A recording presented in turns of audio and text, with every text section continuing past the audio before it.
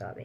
এবার তোমাদেরকে ছোট দুটো উদাহরণ দিই, ভোকাল ওয়ার্ম আপটা কীরকম হয়, বা মুখের জড়তা কাটানো একটা ব্যাপার আছে, সেটা কি করে করা যায়। যেমন ভোকালের ক্ষেত্রে আমরা যেরকম প্র্যাকটিস করতে পারি এরকম করে, যেটাকে বলে গলা সাদা। যারা গান করো বা যারা গান জানো, প্র্যাকটিস করো, তাদের জন্য তো এটা খুবই সহজ বা করা উচিত সবারই। গলায় প্র্যাকটিস করতে হবে এ ও এরম করে, ঠিক আছে? অনেকটা গান প্র্যাকটিস করার মতন এটা করতে হবে। আর এরম করে আমাদেরকে গলার এই ওয়ার্ম আপটা করতে হয়, ঠিক আছে?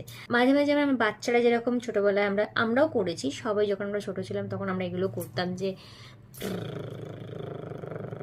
এই ব্যাপারগুলো এরকম করলে না লিপগুলো মানে নরম হয়, ফ্লেক্সিবল হয় ব্যাপারটা। তো এগুলো করতে হয় বাড়িতে, একা একা যখন থাকবে তখন এগুলো করো। লোক সমাজে করলে হবে পাগল। তো যাই হোক,